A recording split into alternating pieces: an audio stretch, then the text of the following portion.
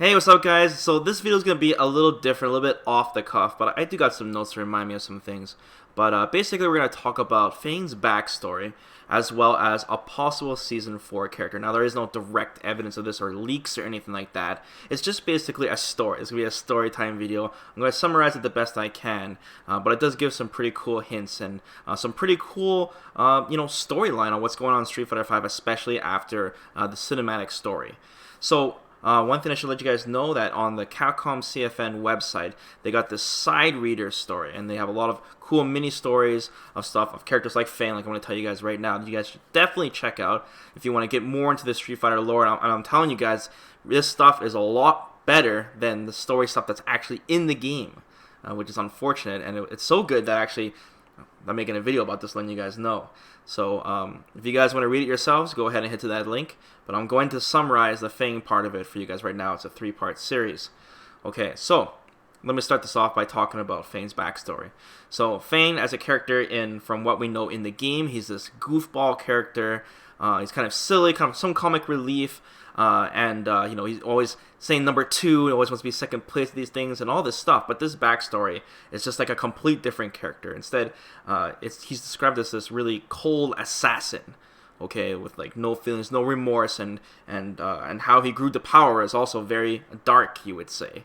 And it's just his ambitions and the way things go is just totally uncharacteristic on how he is in the game. So F.A.N.G basically rose to power starting from nothing. He just had no privilege. He was not given anything. He had to rise up himself. He joined basically this underground assassin organization, and he was put to the test. Obviously, he had to become resistant to poison. Poison was one of their #1 techniques for assassinations, and he was with 3 other brothers, he calls them. They were all very close. They were basically family, and they were all been put to the test. And he was the only survivor from this, and that's how he, mastered his training and such on poison techniques, assassination techniques, espionage, all that kind of stuff. From then on, he rose to power in the underground world, and basically eventually formed his own organization. And he was at the top. He was at the top, basically, of all the other organizations except for Shadaloo. Now, the thing is that F.A.N.G, for himself, he felt like he's not too ambitious himself, or he doesn't know what his ambition is. So it wasn't until he met with Shadaloo and realized how powerful that organization was, obviously, because they're worldwide, and every underground organization obviously knows about Shadaloo, and of course M. Bison. And so it was to that point where F.A.N.G's like, I'm going to challenge M. Bison, I'm going to challenge the best from where he comes from. And he was destroyed easily by M. Bison. None of his assassination techniques worked, none of his poisons worked. Bison was just too strong from him. But with that being said, F.A.N.G now had an ambition. He wanted to be with M. Bison, basically. He wanted to be his right-hand man. And eventually he did. He rose up into Shadaloo, right? Basically replaced Sagat, and he became number 2 with Shadaloo. But the thing is that, as we know in the storyline, spoilers if you guys didn't play, M. Bison is gone again, alright? He died, quote-unquote, because we don't know for sure. He's gone. And because of that, Shadaloo basically fell apart. I mean, Balrog's trying to hold it together, but at the same time, Balrog's more of an enforcer, and he has his own drama with Ed and such, and it's just crazy. It's turmoil, right? So from that point afterwards, and this is what that side story describes, is that F.A.N.G is basically trying to reconstruct Shadaloo and somehow bring Bison back, basically. That's what he's doing. So he's walking around the streets of, I don't know where he was, but basically talking to all his previous underground organizations, trying to break deals, trying to get research and stuff, and he's having a bunch of drinks with them. And it's an interesting note here too, because of his resistance to poison, F.A.N.G cannot get drunk, which is a cool little tidbit. It's just those little things, right? He can't get drunk at all, but he still drinks because he's trying to talk conversation with these guys and break deals. And as he's leaving and walking around the streets, he's kind of running into certain people, and the stories explain how dangerous F.A.N.G is. Even bumping into him, you could die easily because he is indeed an assassin. He doesn't have time for anything. and eventually, when he's walking through the streets, this girl calls him, this random girl, right? And they're in the kind of the richer part, but she didn't look really rich at all. She looked very poor, very desperate, and the story insinuates that she is a hooker and she's trying to pick him up, trying to swindle him, right? And she's like asking, you want a massage or whatever. And normally F.A.N.G would just be like, whatever, right? And they also explain too that part of the resistance to poison has his other needs are toned down too. He doesn't really care about that kind of stuff. So basically, the way he sees this girl, he sees like something. He's just talking about like her eyes and stuff, and how he sees some of himself in her, right? Basically, she's more to like what she seems. So F.A.N.G's just like, whatever, sure. He just says, yeah, okay. So she leads them to the poorer part of wherever they are, and they're basically in this really nasty building. This is the floor smells, and there's not even walls. There's just sheets to divide the rooms and such. And then basically he just stands there. He's not saying anything, right? And then she basically starts undressing. And then as that happens, all of a sudden this kid out of nowhere is like, gotcha. And he's got like a phone. He was like recording the whole thing. And basically F.A.N.G realizes that they're blackmailing him. They're like, this kind of stuff's illegal around here and all that. And F.A.N.G doesn't care because like according to the lore, F.A.N.G has absolutely no record of himself in any database, and that's part of his training, is that he's good with computers and stuff too, and he just you can't trace him basically.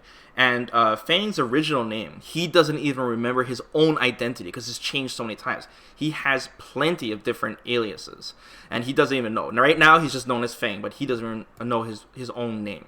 So to him, it's like whatever. And at the same time, he could just kill these kids if he wanted to, right? So what F.A.N.G does instead is he takes two objects out of his pockets. All right, he's got a dagger and he's got a lump of cash, a lot of cash. And he throws both on the ground. And he's like, I want you guys to choose one. Okay? Now, this is the way the story describes this is like a trick question. Okay? If they grab the money is basically soaked in poison. If they touch the money and they take it from greed, they will die. And anyone who else touches the money after they die will also die. This is like really, really strong poison. And another thing, too, about F.A.N.G's poison, they describe it, is that it's so powerful, and so potent, is that it can literally, melt away the bones. There will be no trace. Like, F.A.N.G he's an assassin, right? He can't be, there is no trace of evidence at all. And we've seen that from the cinematic story at the start, where F.A.N.G, Rashid's friend, right? She basically melted. So, the other choice was the dagger. Now, the dagger was supposed to be the better choice. If they choose the dagger and they realize that the dagger is, in fact, worth more than that lump of cash, and there was a lot of money that said it would be enough money to live for like a year and then some, he would simply cut off their hands. He would let them live, but he would cut off their hands if they chose the dagger. And then it also notes that if they chose neither, it's kind of a trick question, and they just ran away, F.A.N.G would also let them live and then take nothing from them. So, of course, the boy, and they insinuate that the boy might be the brother of the girl.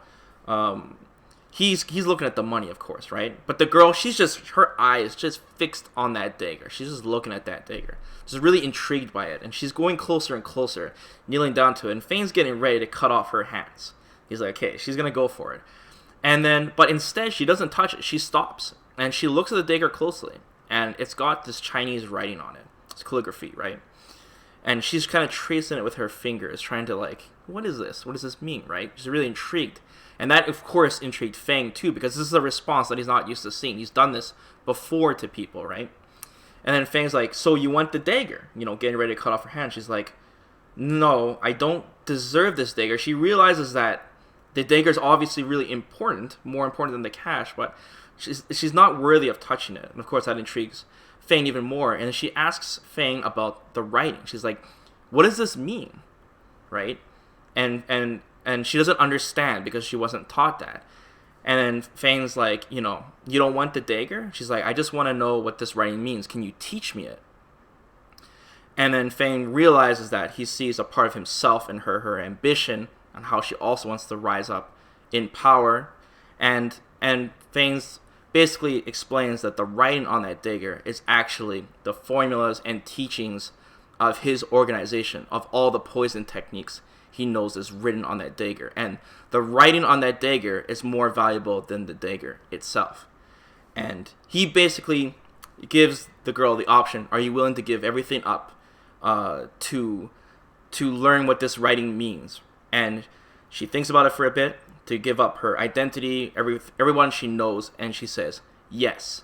And basically F.A.N.G takes her under her wing and names her Phantom. From that point forward, he calls her Phantom. Okay? And then at the end of the story, it reveals that F.A.N.G used that same dagger to kill off his 3 other brothers to rise up in that organization. Now, first off, that's an awesome story.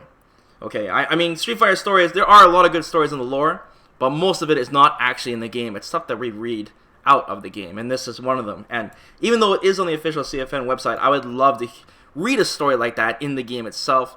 As you guys can see from me telling the story, that it doesn't sound like F.A.N.G at all from what we see in the game, even his voice. But it's an interesting story. And also, this Phantom girl, I mean, of course we know nothing about her, you know, if she'll be a future character and such, but I think it's a really strong chance. First off, it's going down the future. We haven't had the second cinematic story yet on what Capcom's going to do, but we want to know where everyone ends up right after Shadaloo falls. And since Capcom loves giving us new characters every season, at least 2, Phantom is a very strong chance, and she's also going to be the apprentice of F.A.N.G, and we have a lot of apprentice characters. Minot, Ed's the apprentice of Balrog, and you guys get the idea. So that'd be cool. On another character that maybe has poison techniques, possibly uses his dagger, that'd be really interesting. But I think you guys should definitely give this a read for sure. I think it's really cool stuff, and I'll put the link in the video description for you guys. And what do you guys think about this this backstory stuff and this possible Phantom character, possibly for Season 4? Let me know in the comments below, guys. I know this was a really strange video. I just wanted to share this. I was just reading this, and I'm like, man, I want to do a video on this, so yeah. Don't forget to subscribe to the channel, guys, and of course, like the video. It really helps. And yeah, I'll see you guys next time. Take care.